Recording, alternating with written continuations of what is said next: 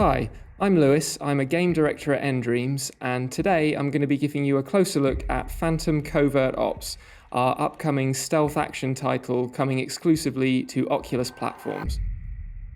Today we're going to be looking at the Oculus Quest version of the game.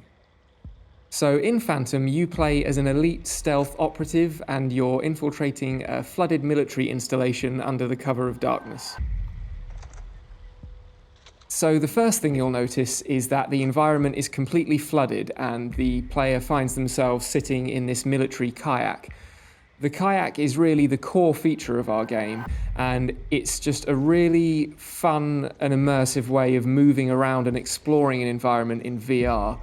Obviously, as you can see here, the movement is all driven by your arms and what you do with the paddle, so it's just very intuitive, very immersive, and you can explore the water completely freely without having to worry about teleporting or being stuck on a rail.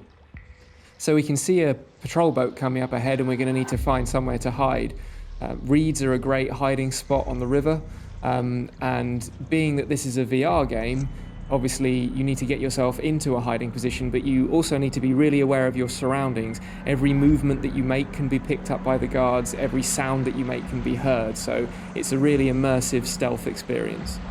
Obviously we could take on these guards directly, but usually it's a better option to find a way to sneak past.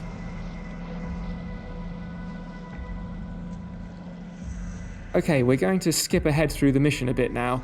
In this section, the player is approaching a much more heavily defended and fortified area of the base. As with all good stealth action games, there are a lot of different ways that you can approach every situation. You've got different weapons and different pieces of equipment to help you formulate your own strategies. Players going for the sniper rifle here.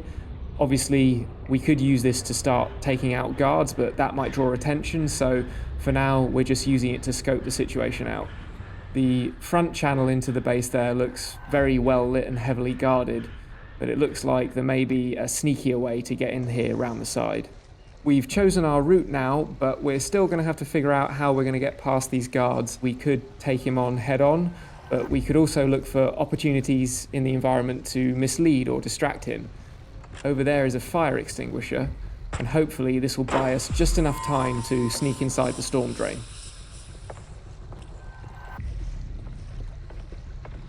A core pillar for us when developing the game has been immersion and making sure that as a player you feel completely connected and involved in the world at all times. As you can see, the player is able to reach out here and grab this chain to winch open the gate.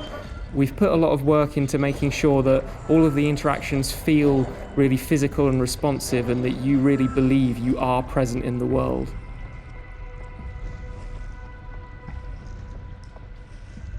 We've successfully infiltrated the base now, but the closer that we get to our objective, the more heavily guarded areas are going to be.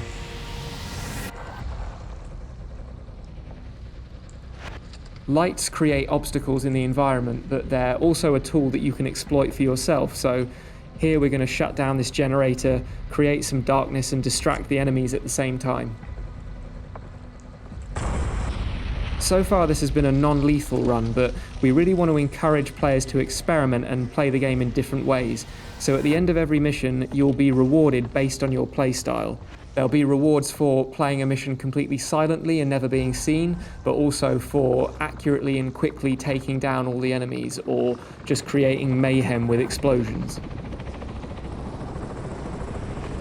We hope you've enjoyed this brief look at Phantom Covert Ops, and we're really looking forward to sharing more with you over the coming months.